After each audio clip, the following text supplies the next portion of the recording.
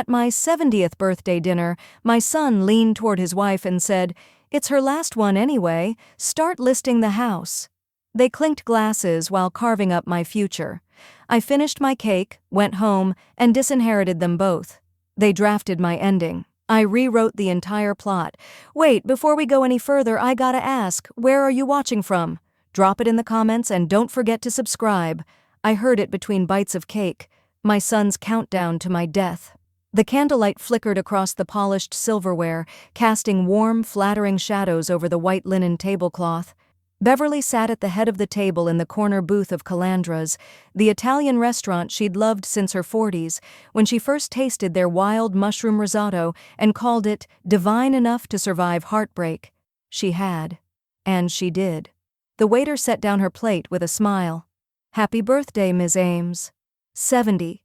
She didn't mind the number. It was just the weight of expectation everyone else attached to it, like the world had already started carving her name into soft granite. Across the table, Chase and Krista leaned in toward each other, heads too close. The candles cast their faces in half-light. Chase was scrolling something on his phone beneath the table, his thumb moving slow. Krista's wineglass tilted slightly in her hand. Beverly sliced her cake carefully, the fork catching the raspberry glaze. The restaurant's soft music and low conversation provided a comforting hum until the lull. A single quiet beat where the background noise dropped just low enough for one sentence to carry across linen and flame.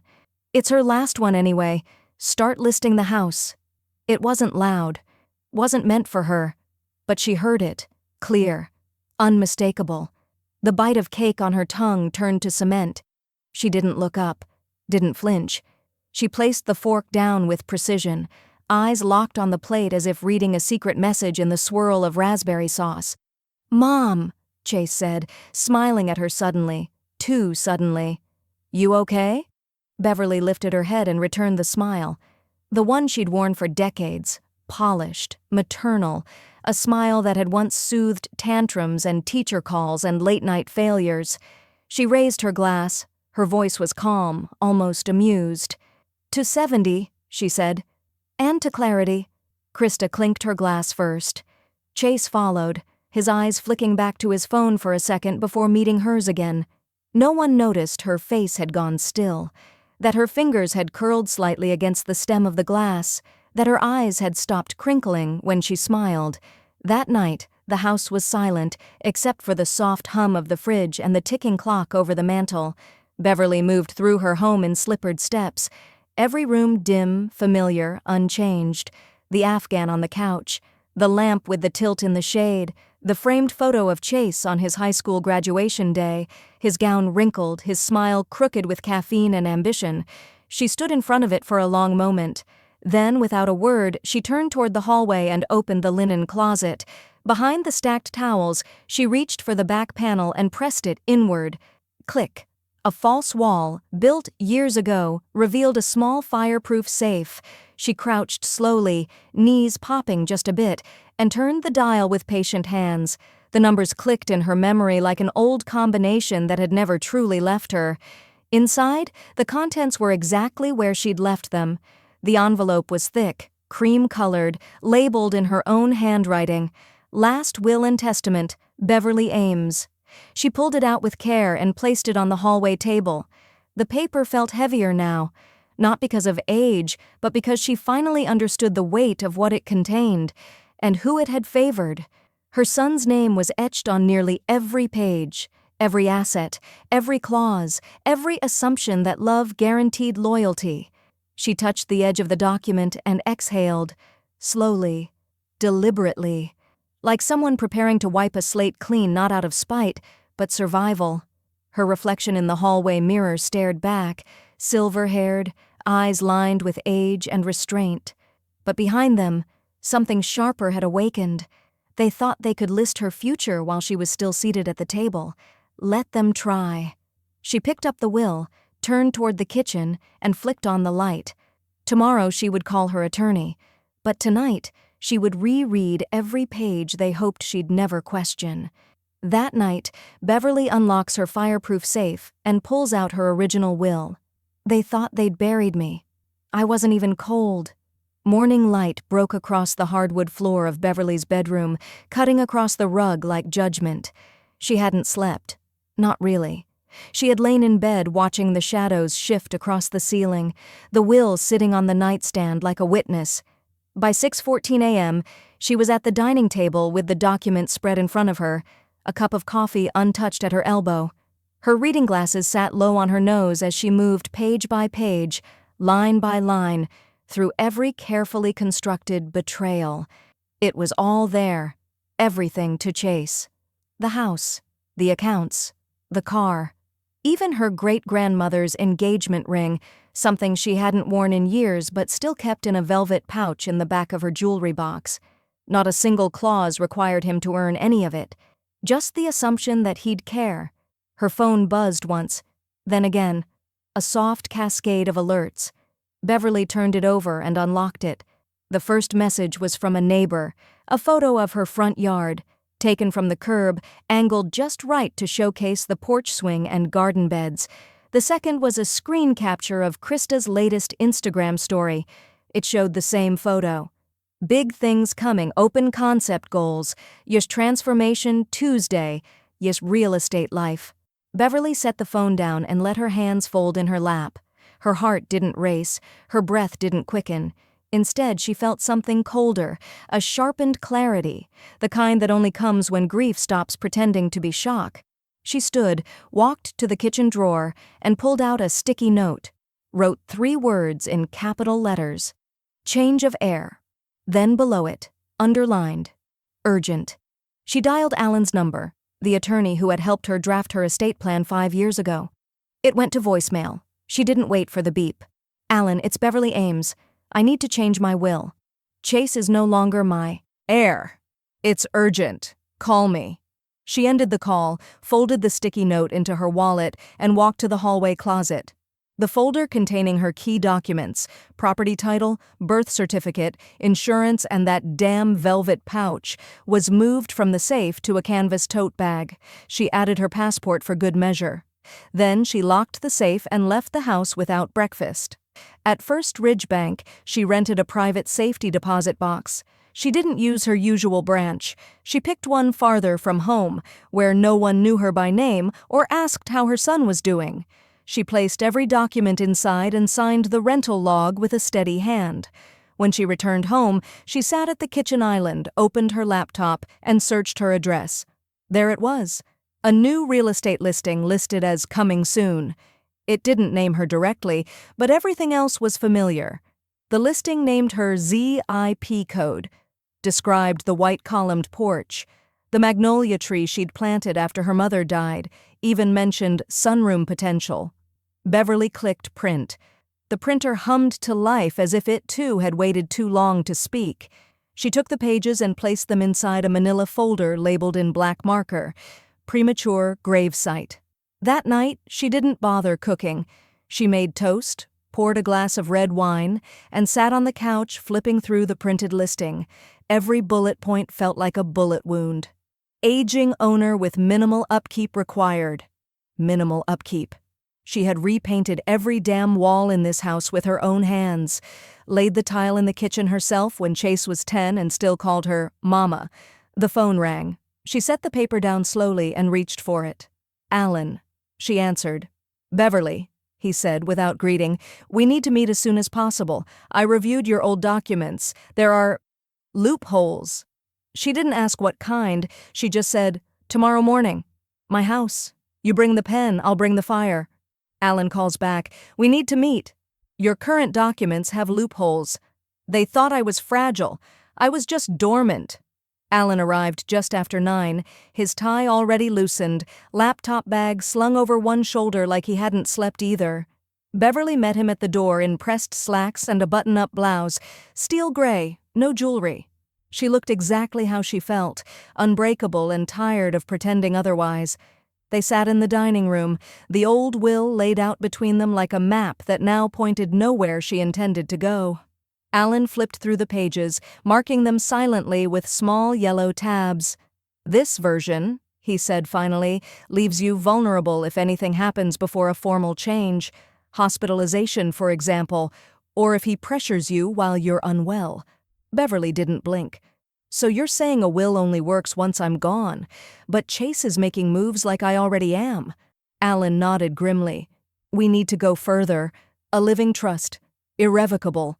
Includes disinheritance language and an incapacity clause. He pulled out a blank form and set it in front of her. I can draft it today, but I'll need to know who takes over in your absence. Beverly's answer came without hesitation. My niece, Holly, she's a social worker in Charlotte, empathetic, sharp, never asked for a thing. She shows up. Always has. And medical power of attorney? Alan asked. Lorraine, Beverly said. My best friend. Knows my medications better than my doctor. She'd pull the plug if I asked, but she'd ask me twice just to be sure. Alan smiled faintly. It'll all be formal by next week. He began typing, fast, clean keystrokes. Beverly stood and poured them both tea, setting his cup down beside the laptop like she was still the host, still the matriarch, but now with steel running under her veins. Chase won't know until I choose to tell him, right? She asked. Not a thing. These are internal filings unless contested. Good, Beverly said. I don't want a confrontation. I want a correction. She sipped her tea slowly, watching Alan's cursor blink on the line where Chase's name had once been. An hour later, the trust draft was done. Alan had highlighted a clause. Disinherited beneficiary has no standing. Contestation will be deemed null by default. He turned his laptop toward her. Review this line. You're cutting him out cleanly, Beverly. No room for argument. She leaned in, eyes steady on the text. He's already argued by action. This is just punctuation. He passed over the deed transfer documents. Once you sign here, the house officially moves into the trust, which means he has no legal claim to even touch the fence without permission. She signed in ink so dark it looked like a verdict. Alan gathered the papers, tapping them neatly into alignment. Congratulations! You just disappeared from his plan. Beverly leaned back in her chair and lifted her teacup. They listed it too soon. Alan laughed, quick and surprised. I'll file everything by end of day. Keep an eye on your inbox. After he left, Beverly stood at the window overlooking the front yard. The gardenia bush was just starting to bloom again, white petals curling open like truth. Her name was still on the mailbox. Her name was still on the land. But now, so was her voice. She sat at her computer to clear old emails and saw a new notification land in her inbox. No subject line. Just a sender, Metro View Realty. She opened it. Hi, Beverly. We've scheduled a walkthrough for Thursday afternoon. Chase confirmed availability. Let us know if you'll need help securing valuables prior to staging. Thanks, Jenna, listing coordinator. Beverly stared at the message. Thursday. A walkthrough. In her home, while she was still living in it. She didn't panic. She clicked forward, typed Alan's email, and in the body wrote just one word, fraud. Then she stood up, crossed the room, and locked the front door. Not out of fear, out of foresight. Beverly receives an email alert. The realtors have scheduled a walkthrough. They toured my future like I wasn't still in it. The morning of the walkthrough arrived with the kind of silence that feels choreographed. Beverly brewed her coffee without music. She ate toast without jam. She washed her face slowly, methodically, like someone preparing for war without weapons. Only proof. She didn't leave. That had been the plan they were counting on. She stayed. By noon, the car she didn't recognize pulled into her driveway, a silver SUV, sleek, clean, polished like it had never carried groceries or guilt. Beverly stood at the upstairs landing, just beyond the banister rail, hidden behind the slant of wall where the staircase curved. Her phone was in her hand, camera open, thumb steady. She heard the door open. Keys, laughter. Krista's voice, bright and falsely breezy. Here's the living room, Krista said, heels clicking confidently across the hardwood. She's kept it tidy, but we'd open this up, knock out that wall, total flow-through concept. A man's voice replied, How soon do you think she'll be out? Krista's voice dropped slightly, like she was sharing a secret but wanted to be overheard. She doesn't know it yet, but soon. Beverly didn't move, didn't breathe too loud. She watched them through the slight opening where the staircase bent, capturing each face with silent clicks. 2 women, 1 man, the realtor, Krista, a stranger taking a selfie in front of the mantel. "All this will be gutted," Krista said, walking into the kitchen. "Floors, backsplash, everything. Probably knock out that bay window too. It's outdated." Outdated. Beverly's fingers curled around the railing. That bay window had taken her 3 paychecks to install. She'd stood at that very spot the night Chase graduated, watching headlights come up the drive, hoping it was him, coming home without a mess behind him. No one noticed the faint creak on the stairs as she adjusted her stance. "Bedrooms?" someone asked. Krista. "Oh, just one's usable now. She barely goes upstairs." Beverly's jaw flexed. Her knees worked just fine. What didn't work anymore was her tolerance for being erased in real time. They made their way through the rooms below, laughed once at a hand-painted sign she'd hung in the mudroom that read, "This home has seen every version of me." The irony twisted sharp. When the front door finally clicked shut again, Beverly waited 5 full minutes, then 5 more, just in case someone had lingered. She stepped down slowly, her house somehow smaller now, the air thinner. The scent of Krista's perfume clung to the hall, a sharp, floral lie. Beverly moved from room to room, documenting each misplaced footprint. One of them had moved a photo frame. She tilted it back. Then she sat at the kitchen table, opened her email, and wrote to Alan. Subject: Fraud Clause Enforcement Body, proceed. They trespassed. I have photos. She attached 3 of them. Faces, time-stamped. No ambiguity. After hitting send, she got up, drove to the local hardware store and bought a doorbell camera, a new lock for the back gate, and a small discrete motion sensor. Installation took her 2 hours, not because she didn't know how, but because she was careful. She wanted it perfect. Clear angles, no blind spots. By the time the sun dipped behind the pine trees, her property line was digitally marked. What was hers stayed hers. What wasn't welcome would now be seen. She poured herself a small bourbon and took it to the porch swing they'd listed without her consent. The breeze was soft, but the weight inside her wasn't.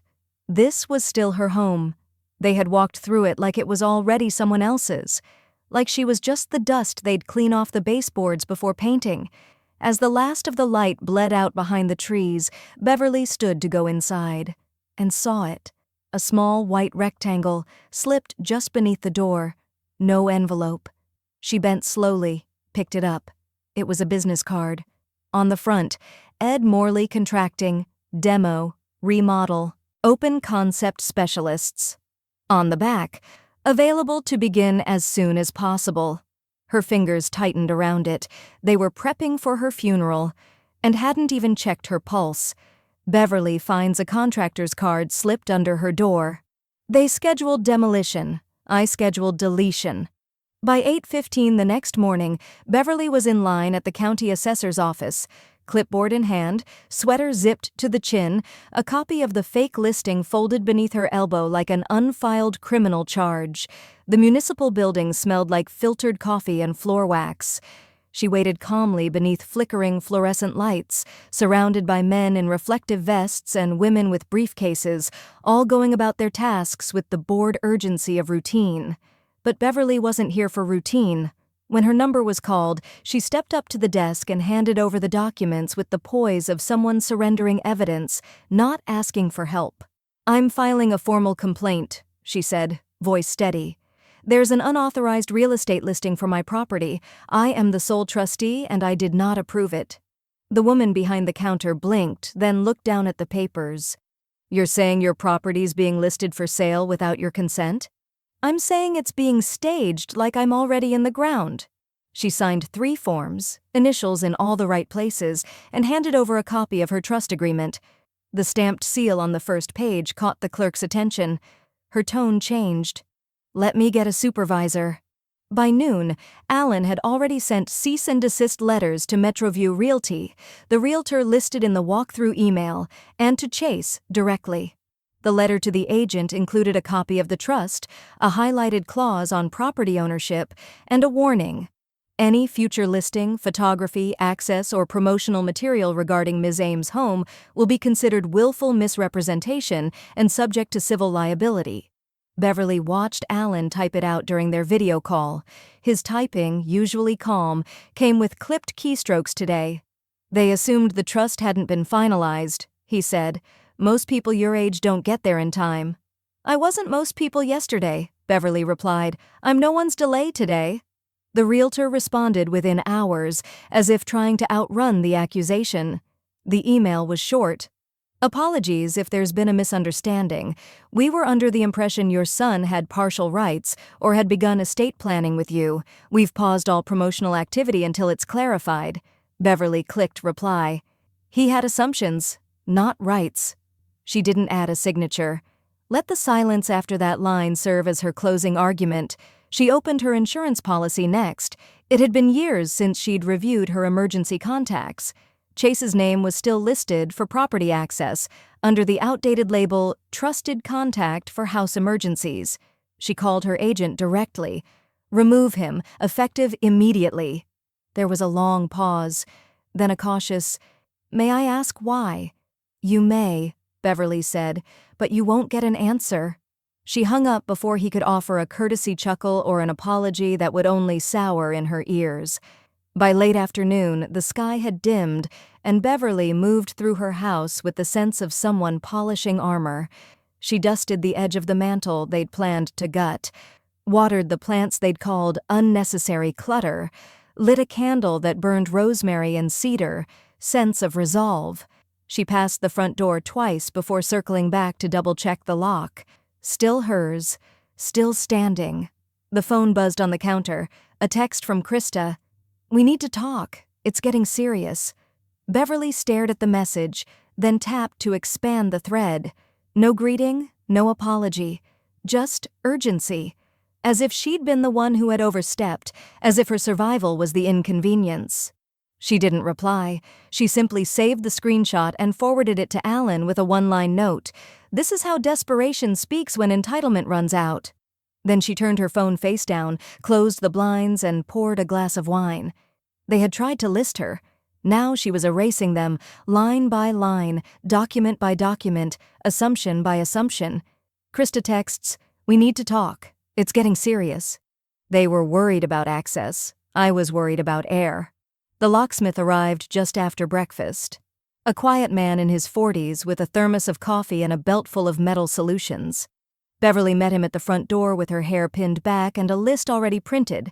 Front deadbolt, garage keypad, side gate, and every window lock that had rusted since 2003. I want it all changed, she said, like I just moved in, but with better taste. He nodded and got to work. By noon, the old keys sat in a glass bowl on the counter like museum relics.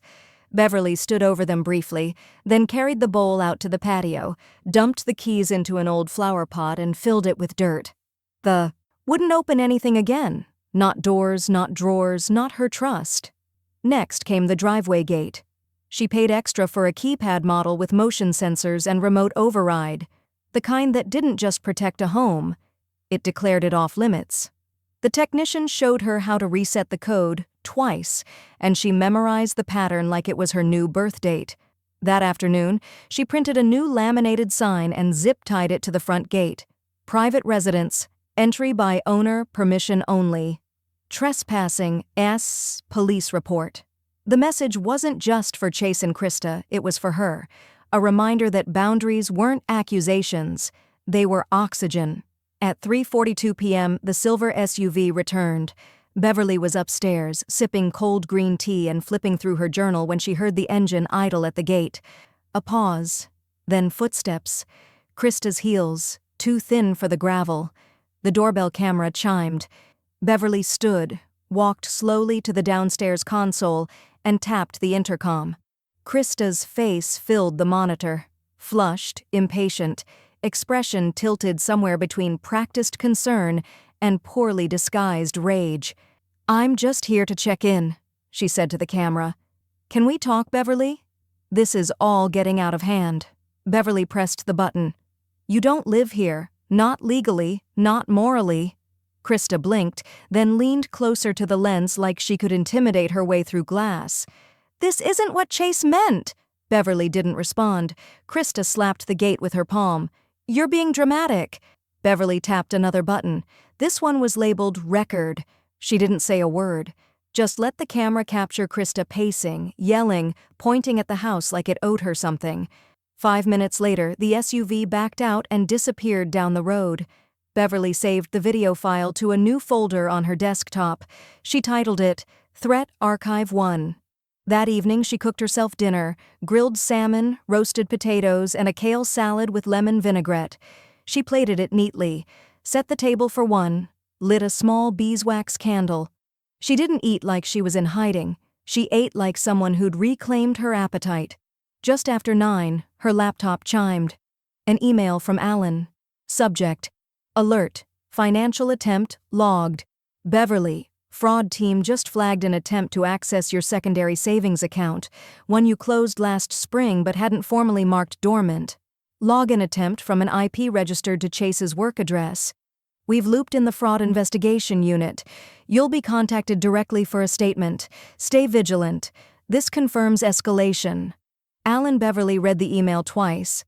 Then she walked to her study, opened the legal autonomy cabinet, and pulled out a blank folder. She labeled it in thick black ink, When They Got Desperate. And inside it, she slid 2 things: the printed email and a still frame from the gate video. Krista, mid-scream, one hand raised like she could command a future that no longer belonged to her. Beverly closed the folder, then the drawer, then the night. She'd changed the locks. But more importantly, she'd changed the story. Alan emails. They just tried to access your financials. Fraud team alerted. They used to use my name for convenience. Now they can't even spell it at the bank. Beverly sat at her desk in her reading glasses and housecoat, but her posture was that of a woman in a courtroom, not a living room. She opened her notebook, the one with the tab marked Cleanse. A single line was underlined 3 times. Access is privilege, not inheritance. She logged into her bank's customer portal first, navigated to Linked Accounts, then Joint Holdings. Chase's name stared back at her like an unpaid debt. A checking account opened in 2011 for emergencies only. She remembered signing it after his second layoff, right around the time Krista had posted a photo of their ski trip with the caption, "Surviving is thriving." Beverly had paid their gas bill that month. Click, unlink, confirm.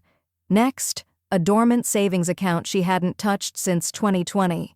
Beverly scanned the activity, nothing for years. Then she clicked on the IP log. Her breath didn't hitch. She had no more illusions left to shatter. One attempt yesterday, mid-afternoon, flagged, rejected. She closed it entirely. After that came the utilities. She called each company, electric, gas, water, and retitled every account under the name of her irrevocable trust. The hold music was soft jazz. The irony wasn't lost on her. While someone else was composing her erasure, she was reassigning every dot of her signature to legal permanence. "Please remove any secondary access," she told each rep. "Yes, ma'am. Who should we list as sole contact?" "The trust," she replied. "Everything flows through the trust now." Next came insurance, then Medicare, then her private long-term care plan. Each login felt like a door closing, and with it, a version of her that used to keep her name laminated beneath Chase's. She paused before one. Final call, her primary care office. "Hi, it's Beverly Ames. I need to update my emergency contact. Please remove Chase Ames." A beat. Then, "And who should we list instead?" "Lorraine Devine, my medical proxy." She hung up and leaned back in her chair. The screen glowed in front of her, cursor blinking like applause. She opened her messages and texted Alan. "I want him to vanish from my paperwork the way he wants me gone from the house." The reply came seconds later, already halfway there. "Legally, he's a ghost now." Beverly stood and poured herself a glass of water. Not wine, not bourbon, just water. Cold, clean, consecrated by the fact that it came from pipes she still owned. She sat on the porch and breathed in the late afternoon air. The rosemary she'd planted last spring was thriving. She plucked a sprig, held it beneath her nose, and smiled. Not because of what she'd won, but because of what she'd removed. At 5:32 p.m., Lorraine knocked on the screen door, a soft bundle of papers in one hand and a box of peach scones in the other. "They were out of raspberry," she said, stepping in. "But the bakery girl said these were baked with intention." Beverly raised an eyebrow. "So was this week." They sat at the kitchen table, sunlight streaking across the wood grain. Lorraine handed her the papers, thick, glossy, bound at the spine. "What's this?" Beverly asked. "It's what Chase left behind at the office printer," Lorraine said. "Someone I know at Metroview owes me a favor." Beverly opened the packet. Full-color, spiral-bound, titled, "Projected ROI, 742 Magnolia Lane, Transitional Property Proposal." Photos of her porch, her kitchen, her garden, mock-ups of modern minimalist redesign, budget notes in bold, full demo recommended. She flipped to the last page. A bullet point read, "Current owner, pending transition, elder homeholder, no known objections." Beverly didn't speak. She stood up, walked to her study, and pulled open the drawer labeled, "When They Got Desperate." She placed the packet inside, right on top. No known objections? They had one now. And she wasn't done objecting yet. Lorraine brings Beverly a printed copy of Chase's house listing pitch deck. "He tried to sell the life I still live in, so I sold the illusion instead." Beverly sat at the kitchen table with the pitch deck laid open in front of her. Spiral-bound, full color, perfectly rehearsed in its cruelty. It wasn't just the listing, it was a eulogy with bullet points. Her porch had been renamed a transitional frontage zone. Her kitchen was labeled "Dated but ripe for open concept optimization." A caption beneath a wide-angle shot of her sunroom read, "Soon vacant. Imagine the possibilities." She picked up her phone, took a photo of the page, and began forwarding. First to Alan, then to Holly, then to 2 advocacy contacts she'd met during a community estate planning seminar 2 years ago. Women who once taught her that wills were more than paperwork, they were declarations of intent. With each email, she typed the same subject line, "They staged the home. I'm still living in it." In the body, she added, "Let me know who else needs to see this." Then she posted a screenshot of the page to her private group text with Lorraine and Holly, adding a caption that read simply, "When they plan your funeral early, give them a living hell." By early afternoon, Alan responded, "Restraining order prep underway. We'll start with civil injunction. Criminal fraud next if they push. Keep documenting. Don't respond to them directly." She didn't need to be told twice. An hour later, her phone buzzed again, this time from Holly. Starting a GoFundMe. Title, "Elder Autonomy Legal Fund." You shouldn't have to pay to stay in the house you raised a family in. Beverly hesitated for only a moment before replying, "Make it anonymous, but don't make it quiet." By evening, the campaign had already crossed $6,000 in donations, many of them from strangers. The comments read like handwritten notes slid under a locked door. "For my grandma, who went through this silently. Your story. My mother's nightmare. Not on our watch." Lorraine arrived just before sunset with her laptop under one arm and a chilled bottle of rosé in the other. They sat on the porch, scrolling through the GoFundMe updates as wind rustled through the rosemary bush at their feet. "He tried to sell the life I still live in," Beverly said, voice low but firm. Lorraine turned, one brow raised. "So what did you do?" "I sold the illusion instead." She stood, walked into the study, and returned with a tablet in hand. "Watch this," Beverly said. On screen, a freshly made TikTok video played. A slideshow of the pitch deck's most offensive lines, set to a classic doo-wop track with the caption, "At not vacant yet. Just because you plan the estate doesn't mean you own the soul." Lorraine blinked. "You posted this?" Beverly nodded. "Anonymous handle, untraceable IP, but loud enough to be heard." By midnight, the video had 40. Amizrania. By sunrise, 80,000. Comments flooded in. "Is this real?" "My daughter did this to my mother." "Where's the lawyer who helped her? I need one." The next morning, Alan called. "2 things," he said. 1, you're officially viral. 2, Chase just filed a motion in family court." Beverly didn't respond right away. She could hear the tension in his pause. "What grounds?" she finally asked. Alan sighed. "He's contesting the will, says you're mentally unfit, wants a capacity evaluation." Beverly sat down at the edge of her bed. He wasn't just trying to sell her home anymore. He was trying to sell the idea that she didn't belong in her own mind.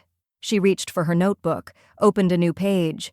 At the top, she wrote, "They can't contest a soul that still fights back." Then she called her doctor and scheduled the test herself. Chase files a motion to contest the will, calling her mentally unfit. He called me senile. I called a neuropsychologist. The exam room smelled like lemon disinfectant and resolve. Beverly sat upright on the padded chair across from Dr. Finnegan, a lean woman in her 60s with clear blue eyes and a blunt-cut bob that suggested she didn't tolerate nonsense, even in diagnostics. "I understand this is a contested capacity referral," the doctor said, flipping through her notes. "But you requested it voluntarily?" "I did," Beverly said, steady. "Because I don't answer to people who call me crazy. I answer to people with credentials." That earned the smallest smile from the doctor. She nodded once, clicked her pen, and began. The tests started with memory recall, words, numbers, shapes. Beverly repeated them all back, not because she was trying to prove something, but because her mind was still sharp and she wasn't afraid of her own reflection. The logic questions followed. The sequence drills, the draw the clock test that made her laugh out loud. "Would you like Roman numerals or standard?" she asked. By the end of the session, Dr. Finnegan tapped the clipboard gently. "Ms. Ames, your results indicate full cognitive competence, no impairment, no signs of executive dysfunction or decline. Will you put that in writing?" "Absolutely." The affidavit arrived by courier the next morning, sworn, signed, sealed. Alan added it to the trust file immediately, embedding it in every digital version of the estate documents with a highlighted clause. All contestation rights nullified in the presence of certified capacity verification. Beverly read the cover page like scripture. Then she made another video. Same anonymous handle, same deadpan delivery.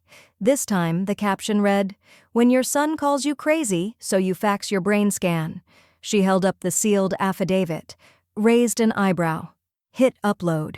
It took off in hours, over 150,000 views, comments stacked like cheers at the end of a courtroom drama. "Queen behavior, executor energy, not your average grandma. Never underestimate moms with printers." One comment just below the others read, "Chase who?" The following day, someone emailed Alan a screenshot.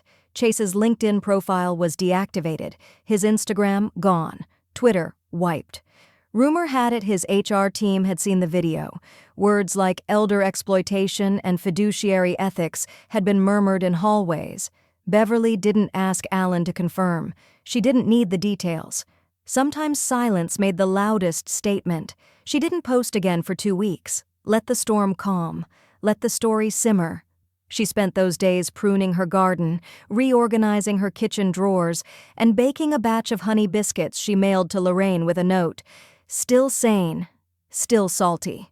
The envelope came the same week, cream-colored, unmarked, no return address.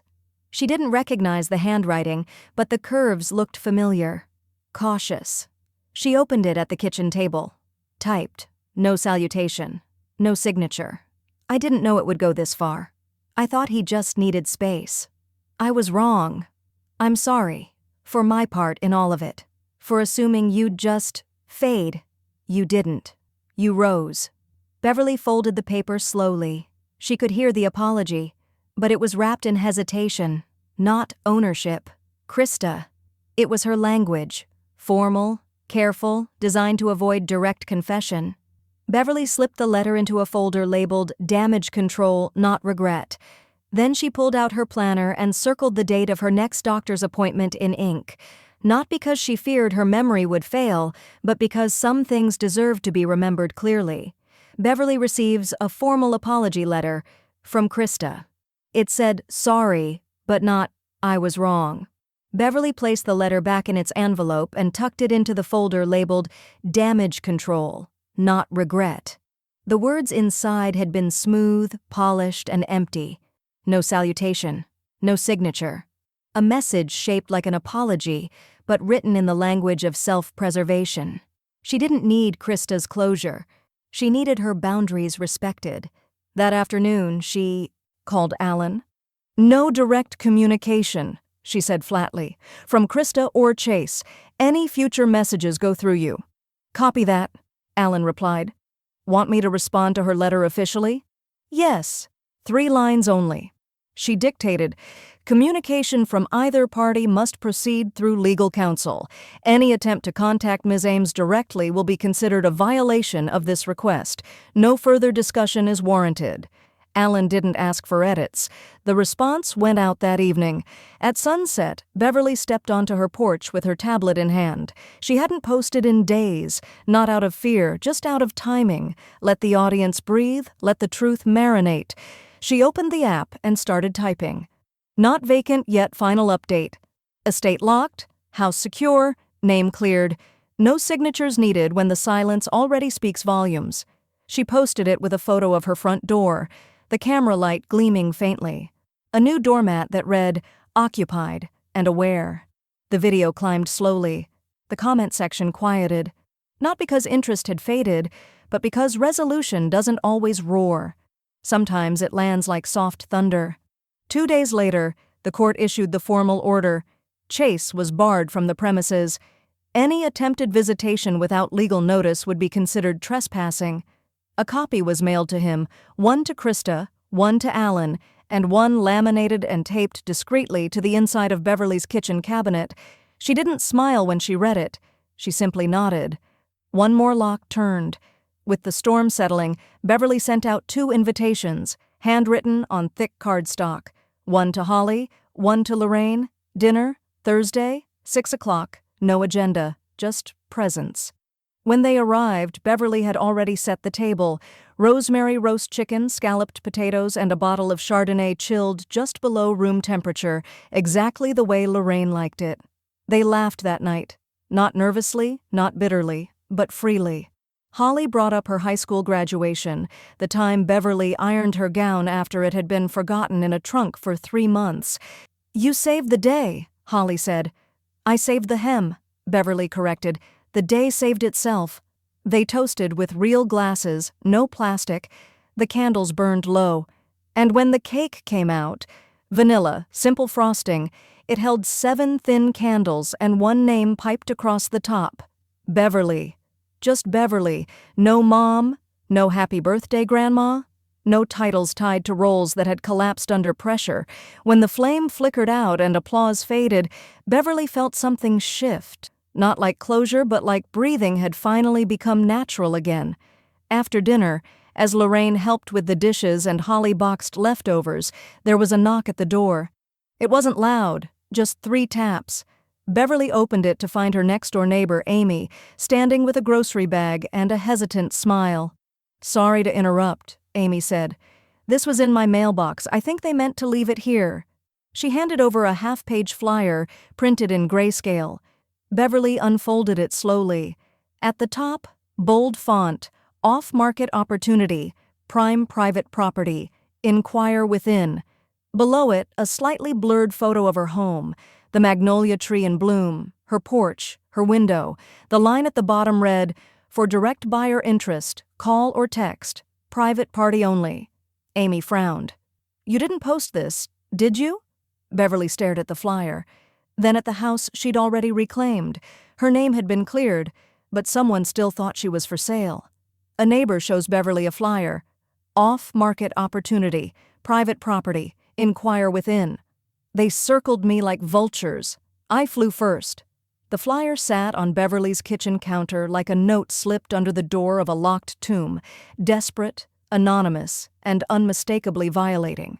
She'd read it 3 times already, but it hadn't dulled the burn. Someone had photographed her house, printed the image without her knowledge, and circulated it with the boldest of claims. "Off-market opportunity, prime private property, inquire within." There was no realtor name, no agency listed, just a grainy photo and a phone number, a private number, a trick. She stared at it long enough for the edges to curl.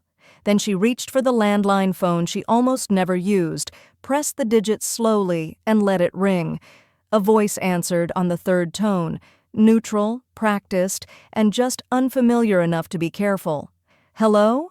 Beverly straightened in her chair and shifted her voice slightly higher, softer. "Hi, I'm calling about the off-market property in the flyer. Is it still available?" A beat. Then, "Yes, it is," the voice said. "You're calling at a good time.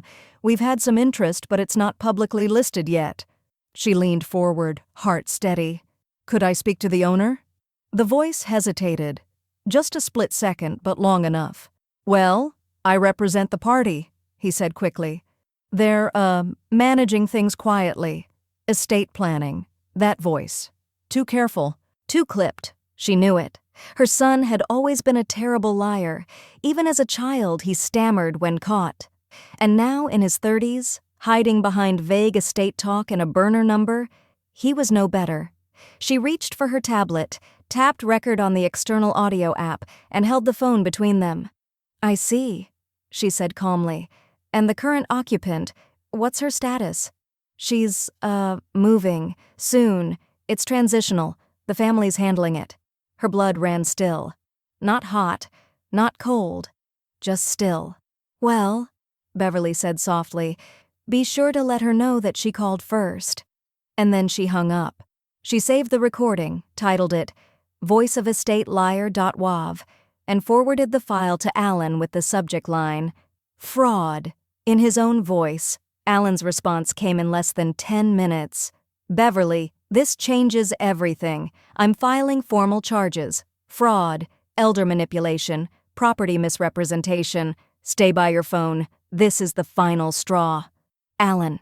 The next 48 hours moved with the rhythm of closing arguments. Alan submitted the recorded call as part of the legal package, along with evidence of previous unauthorized listings, Krista's public posts, and Chase's formal motion to contest a will he no longer had access to. By Friday, the court had issued a summons for Chase Ames.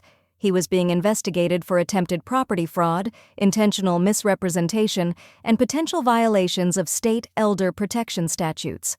Beverly sat at her desk with the window open, the late afternoon sun warming her hands. She opened her social media app, not to scroll, but to post one final time. "No longer vacant. They tried to flip my house. I flipped their narrative." She added a short video, a slideshow of the flyer, the voicemail, and a still of the capacity affidavit she'd received weeks ago. A closing frame read, "Property secure. Story told. Find your spine." Then she logged out, deleted the account, not out of fear, out of completion. That night she lit a candle on her porch and watched it burn low.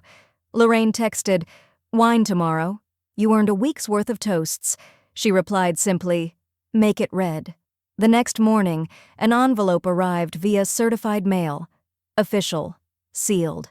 Inside was a letter from the Office of the District Attorney. "Ms. Ames, we are formally reviewing your case under the Elder Integrity and Property Rights Statute. We'd like to speak with you directly. Respectfully, Office of the DA, Victim Protection Unit." Beverly didn't smile. She folded the letter once and placed it in her cabinet next to the recording. Her voice had reached further than she ever intended, and now the state wanted to hear it too. The district attorney's office reaches out. This wasn't revenge, it was realignment. The Victim Protection Unit met Beverly in a modest municipal conference room on the 3rd floor of the courthouse annex. No cameras, no court reporters, just a rectangular table, 3 chairs, and a pitcher of filtered water that hadn't been touched. A younger woman in a navy blazer introduced herself as Jenna Morales, Deputy DA. Her tone was crisp, but not unkind. "We've reviewed everything," she said, gesturing to the open folder between them. "The audio file, the listing photos, the timeline. I'll be blunt, Ms. Ames. This is one of the clearest cases we've seen of elder manipulation attached to a civil property action. We're prepared to act." Beverly didn't flinch. "What are my options?" "You can file for full civil protection. That means Chase would be legally prohibited from initiating any financial or legal inquiries into your affairs. We'd also flag his name in state housing databases. No contact, no influence, No loopholes. Beverly glanced down at the form Jenna slid toward her. At the bottom was a checkbox. Request media protection and confidentiality? Yes, Beverly said. I don't want the papers. I want the piece. Jenna nodded. And you'll get it. The form was signed in triplicate. Once filed, it would stand for 7 years. Back home, Beverly moved slowly through the quiet of her house, the paperwork still fresh in her bag. A soft wind moved through the open kitchen window. In it, she could almost hear the sound of a door finally latching, one that had never quite closed behind her. Alan called just after lunch. Court-ordered restitution, he said. Chase is facing a penalty for misrepresentation and is now barred from all elder-adjacent real estate services in the state. His licenses are being reviewed. Beverly sat on the porch as she listened. The garden buzzed faintly with bees, unconcerned with human legality. And Krista? Alan hesitated. She left him. According to her statement, permanently. She's cited irreconcilable abuse of power. Beverly exhaled slowly. Not relief, not triumph, just the sense of something falling into place. That evening, Holly stopped by with groceries and a printed copy of the GoFundMe's final report, over $20,000 raised. Most of it's been rerouted to advocacy, she explained. I left your name off everything, like you asked, but people are calling it the Beverly Clause. Beverly laughed, not out loud, but in that way her eyes softened. Then let them call it what it is, overdue. Later that night, she sat with a pen in hand and a stack of personal cards. She'd written to Alan already, to Lorraine, to the DA's office, but the one she held now was for Holly. The card was simple, just 2 lines. You saved me before I was gone. I remember everything that counts. She sealed it carefully and left it by the door to give her the next time she came by. On Saturday, Beverly dug a hole in the middle of the front yard. The earth was dry but softened easily. She worked slowly, not with the urgency of defense, but with the precision of intention. Lorraine watched from the porch with 2 mugs of tea and a trowel just in case. The magnolia tree stood waist-high in its black plastic pot. Beverly tipped it gently into the ground and pressed the soil around the base with both palms. Next came the plaque. Small, brass, weighted with its own kind of permanence, etched in quiet letters, not your last one. Lorraine placed the tea beside her and didn't speak. They stood together in silence, the way people do when the air finally feels breathable. Just before dusk, Beverly went inside to change into her slippers. She'd barely reached the kitchen when Lorraine appeared in the doorway, envelope in hand. From the title office, she said, her voice half smiling. You'll want to frame this. Beverly took it slowly. Whatever was inside, it didn't just mean ownership. It meant victory. Lorraine walks in holding a letter. From the title office, you'll want to frame this. They said it was my last year, but I just signed into the next decade. The envelope from the title office sat on Beverly's dining table for nearly 10 minutes before she opened it, not out of hesitation, out of respect. She moved through the house with the deliberate quiet of someone preparing for a ceremony. No rush, no theatrics, just a steady breath as the weight of every decision caught up to the moment. Lorraine had already left, the second mug of tea still warm on the porch railing. The plaque beneath the magnolia tree gleamed faintly under the porch light. Beverly stood for a moment beside it, her hands clasped in front of her like she was about to speak to a crowd, but there was no audience, just her, and that was enough. She returned inside, slipped a letter opener beneath the sealed flap, and drew the blade clean through. Inside, one crisp document. Title, Transfer, Property, 742, Magnolia Lane Owner, Beverly Ames. Designation, Sole Trustee and Title Holder Contestation, none. Legally protected, irrevocable. There were signatures, stamps, a raised seal that caught the light. She traced her finger along the line that read, Finalized Deed Transfer, and let the silence wrap around her shoulders like a shawl she hadn't realized she'd been missing. Then, with the precision of someone sealing an oath, she took the paper to her printer and scanned it.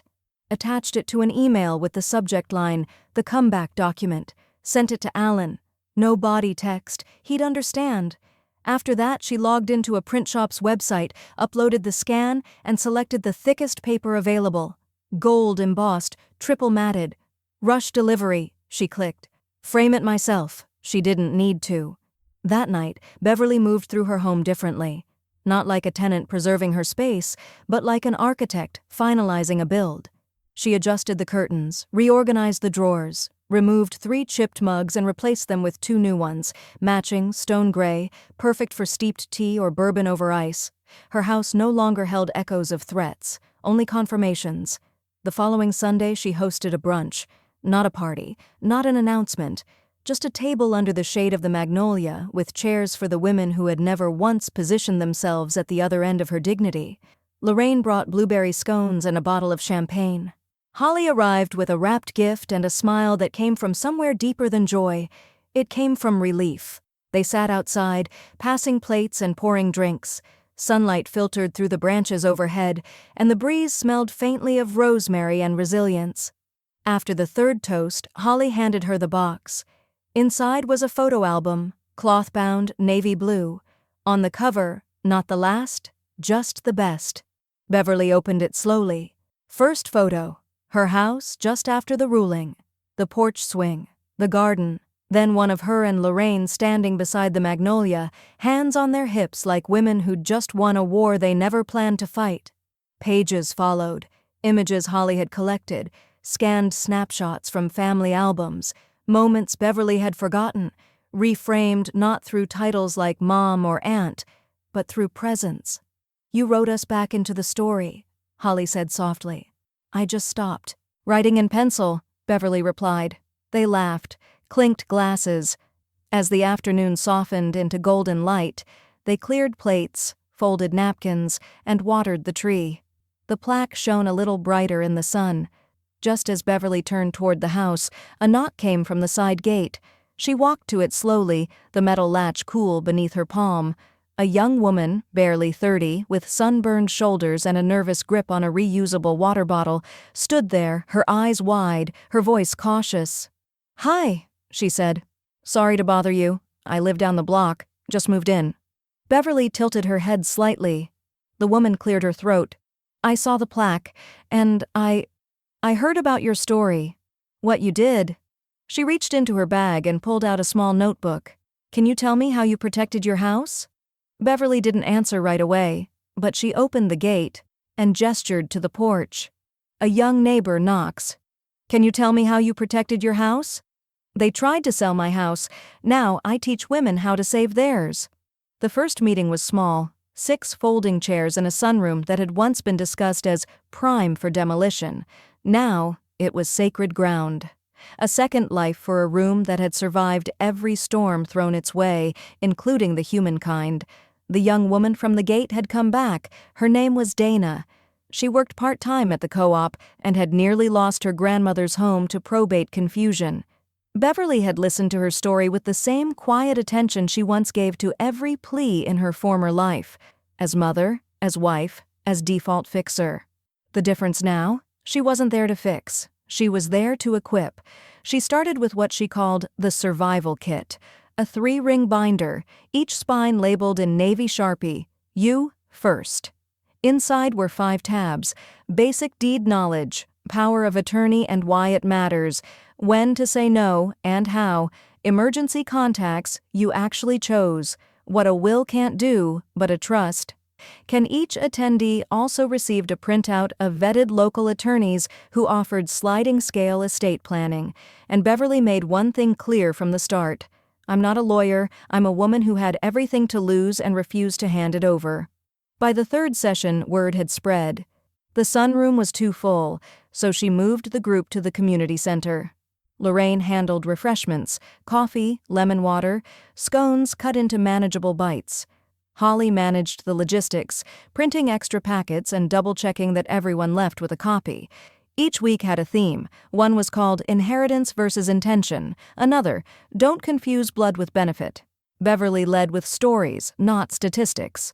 People didn't need graphs, they needed courage. So she gave them hers in doses, enough to be shared without ever feeling depleted. Not long after, a local documentarian reached out. She'd seen a clip someone posted of Beverly speaking at the end of a workshop. A 30-second video, grainy, captured on a phone tilted just slightly off-center. But it had gone quiet viral. Women had tagged their mothers, their church groups, their sisters. The film was titled The House That Wasn't for Sale. In it, Beverly stood beneath her magnolia tree, hands in her pockets, speaking plainly to the camera. "They underestimated quiet women," she said, her voice steady. "They forget we take notes while everyone else is speaking, and we build the foundation while they're drawing the blueprint." The documentary screened at a regional elder justice summit and aired on local PBS the following month. Letters came in, handwritten and typed, one from Missouri, another from Maine. A group in Arizona used her workshop template to create their own program. Beverly read every single note, even the ones that made her cry, especially those. As her next birthday approached, Lorraine and Holly insisted on hosting. No restaurants this time, no linen napkins, no whispered plans made behind her back. Just 30 guests in the backyard, folding tables dressed in wildflowers, a 3-piece acoustic band, and banners made by hand. Beverly wore a navy blouse and slacks. Comfortable? Unfussy. The kind of outfit that said, "I am here not for attention, but for presence." She made no speech. Instead, she stood once all the candles were lit and simply said, "Thank you for being part of the version of my life I chose." Cheers followed, real ones, no performance, just applause that filled the yard like wind. That night, when the last chair had been folded and the cake wrapped in foil, Beverly sat on her porch with a journal in her lap. A candle flickered beside her, melting down into the glass. She turned to a blank page, uncapped her pen, and wrote one final line. "No one lists what they never owned." Beverly writes one final line in her journal. "No one lists what they never owned." I heard them say it's her last one. I decided to make it my loudest. The backyard glowed with low-hung string lights, the kind that made every face seem kinder, every moment seem permanent. Beverly sat in a high-backed chair beneath the magnolia tree. Her magnolia tree. The plaque beneath it caught the last of the golden light. "Not your last one." This time last year, Chase and Krista were whispering about her obituary like it was already printing. Now, the only thing printing was her name on the title deed, framed in brushed steel and placed just behind her chair, visible but silent. No one mentioned it, but everyone noticed. She was turning 71, and everyone who came brought flowers, wrapped in brown paper, clipped from gardens, picked up from farmers' markets and corner stores. Not a single flyer. Not a single whisper about open concepts or walkthroughs or future listings, just petals and presents. The chairs were set up in a semicircle, and there were no speeches, no gifts wrapped in shiny paper, just warm food and soft music. Lorraine brought out a lemon pie with a crust so delicate it cracked when she set it down, and Holly passed around glasses of white sangria laced with peaches. The sound of laughter carried over the yard like it belonged there, like it had waited for this permission. When the sun dipped low enough that the shadows stretched across the tablecloths, Beverly stood. She didn't need a microphone. She had stillness, the kind that draws silence without asking.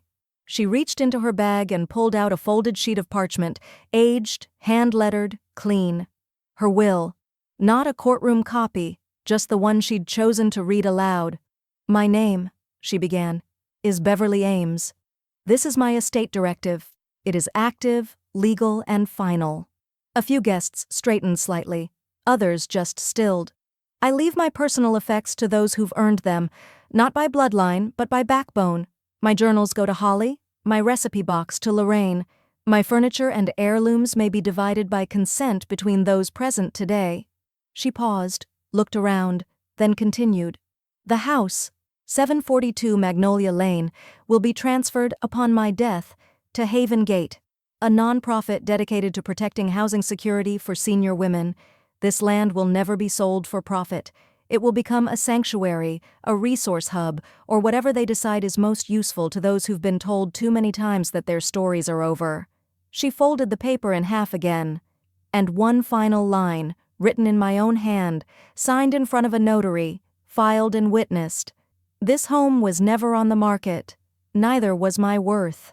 There was no applause, just something fuller, the sound of collective breath, of recognition.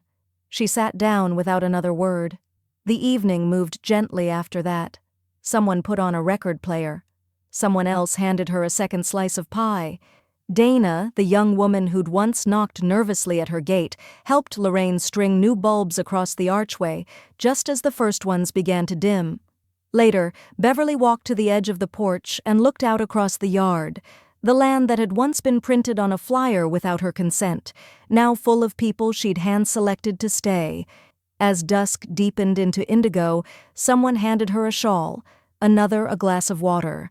No one asked for anything more than her presence. She sat beneath the magnolia, hands folded in her lap, her name safe behind her on that title print. And when her eyes closed, it wasn't in exhaustion or grief. It was in peace. A final thought stirred. She whispered it to herself before sleep claimed the edge of her awareness. They tried to list my house. I listed them as strangers. They tried to list my house. I listed them as strangers.